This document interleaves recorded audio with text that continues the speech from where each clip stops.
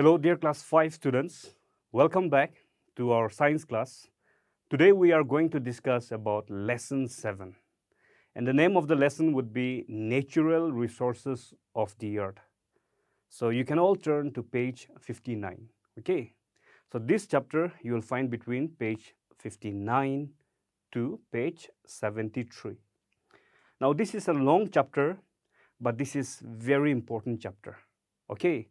And this chapter is like a continuation from what you have learned from your lower class in class 4 and in class 3 as well. Okay, so it's like a continuation. So after starting this lesson, we will learn about the importance of natural resources of the earth. We will study about the different type of natural resources of the earth. And also we will learn about the conservation of the natural resources. So let's get started. Now, dear students, in your lower class, in your class 3 and in class 4, we have studied about the man-made things and the natural things, right? So when we discuss about the natural things, okay, natural things are those which are not made by man, right? Now, if I say a chair or if I say a table, those are man-made things, right? Or if I say your pen or pencils, these are all man-made things. But when we discuss about, or when we look at this picture, when we see all this water with stone, trees, all different kind of plants, these are all natural things, right? So students, the resources, okay, the resources which we get from the earth naturally are called natural resources. And our earth, okay, our earth is a storehouse, okay, it is a storehouse of all the natural resources. Now, because of all these natural resources, just like all these trees that we see here, we see stones, rocks, different kinds of plants, water. Because of all these natural resources, we live our life comfortably. Also, this helps in the development of our country. So now let's discuss about the importance of the natural resources. Now, just like I have said, our earth is a storehouse for all the natural resources because our earth provides us with all these resources. Okay, now let's say rocks, let's say minerals. Now to construct a house, we need rock, right? Now where does this sand, where does this cement comes from? Or where does all these metals come from? Right, students? So all these are natural resources. Now let's take example air. We living things, we need air to breathe, right? So this is a natural resources. All the different kind of animals, right? We are dependent on animals. Let's say the woolen cloths which we wear during winter. Where do we get that? We get from animal. Now, in summer, we prefer to wear light cotton cloths. Where does this cotton comes from? From a cotton plant, right? Now, students, all our food and all, for our food, we are dependent on plants, right? And we are dependent on plants in many ways. So all these are natural resources. Now, students, you can clearly look at this picture. You can see what our earth provides us with here. So we are dependent on all these natural resources. Okay, Now, students, all the beautiful jewelries, ornaments, right? It comes from minerals, metals. So, students, these are all different types of natural resources. And today, we will study some important natural resources one by one. As you have learned the importance of these natural resources, now I will show you the different types of natural resources which we are going to study in detail. We have rocks. Okay, we have rocks, we have minerals, and we have water resources, and we have flora and fauna, and we have fuels. And the last natural resources that we'll study would be soil. So students, the first natural resources is rocks. Now students, in our everyday life, we see different types of rocks, right? So I'll show you. So here you can see different types of rocks, right? So what type of rock do you see often? I have shown you different types of rocks here. So students, rocks, the color may be different, the size may be different, the shape may be different, but it is very important. Let's say for construction of road, we need rocks, right? Now, even for construction of buildings, we need rocks. For erecting retaining wall, right? Especially in a hilly place like Arnaglen, we need rocks for erecting retaining walls. So rocks, we have different types, and we classify this rock into 3 parts. Okay, so we have 3 different types of rocks, and rock is a very important natural resources. So students, do you want to know the 3 types of rocks? Okay, so the first type of rock would be igneous rock. Okay, igneous rock, IGNEOUS, igneous rock. It is crystalline. Okay, igneous rock is a crystalline solid. And these are the example of some igneous rock here. They look like this. Now, I will explain and I will show you how igneous rock are formed. Okay, I will show you how igneous rock are formed. Now students, the common example of igneous rock are granite and basalt. Okay, so you can write these 2 examples down. The common example of igneous rock are granite.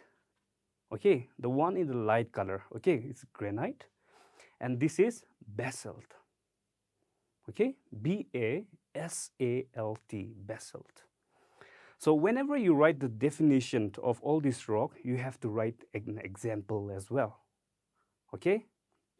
Now, let's see the formation of igneous rock.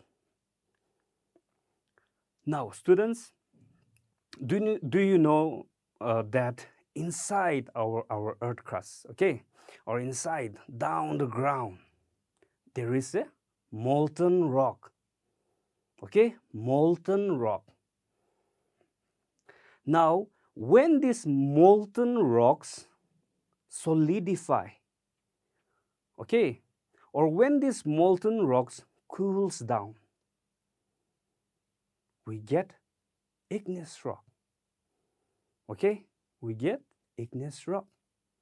It results in the formation of igneous rock. When the molten rock solidify, it results in the formation of igneous rock. Isn't it interesting? Okay, So this molten rock which we are referring now, which we find down the earth, is called magma. Okay, magma. M-A-G-M-A, magma. So magma is a molten rock.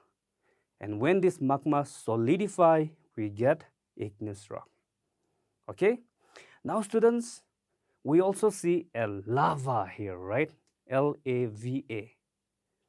Now, do you know when this magma, which we find down the earth crust, do you know when it comes up? It comes up in the form of volcanic eruption. Okay, volcanic eruption. Now, this magma, when they come up in the earth's surface, we call it as lava. Okay, so magma in the earth's surface, we call as lava. Okay, those molten rocks in the earth's surface, they are called lava. So are you clear? Okay. So even inside the earth crust, we will get igneous rock from the magma, and in the external, in the earth's surface, also we will get igneous rock.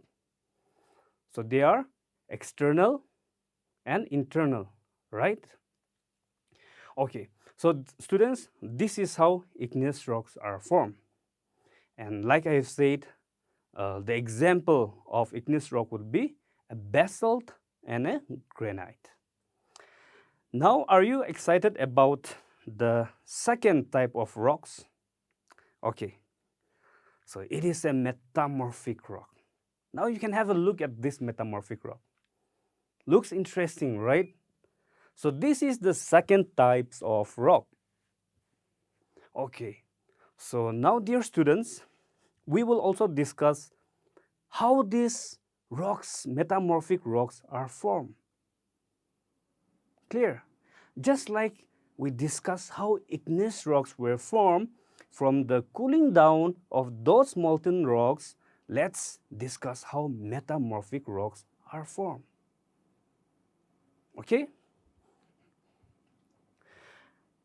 So now, before we discuss about the formation of the metamorphic rock, now students, the most common example of these metamorphic rocks are marble and quartzite. Okay, this is a marble. So marble, it is a metamorphic rock. M-A-R-B-L-E. Okay, and now here the second example, we have the quartzite. Q-U-A-R-T-Z-I-T-E. So this is the second example. Now students, it can be any type of rocks. But do you know, over a period of time, what happens? It will change. Okay, it will change. Now students, even us as a human being, you know, we respond to the heat of the sun, right? We know when it is very cold. We know like when we get a lot of heat from the sun, we sweat a lot. So there are some changes in our body depending on the heat of the sun, right? So just like that, even these rocks, okay, even these rocks, all the rocks, okay, over a period of time, they undergo a physical and chemical change. Okay, now this is interesting. So let me repeat it again, okay? Now, all the rocks over a period of time, they undergo physical and chemical change. Okay? And as a result, we get metamorphic rock. Now, it can even be an igneous rock.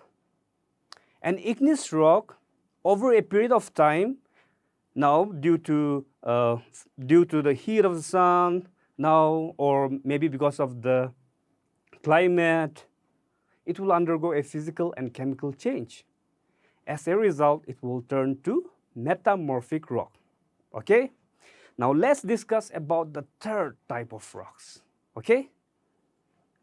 Okay. So students, the third type of rock, as you can see here, it's a sedimentary rock. Now these rocks, it looks interesting, right? Sedimentary rock. So students, these sedimentary rocks is it's very abundant in Nagaland, in our state Nagaland as well. Okay? Now let's discuss how these sedimentary rocks are formed. Now students, a large number of rock particles, okay? A large number of rock particles are deposited.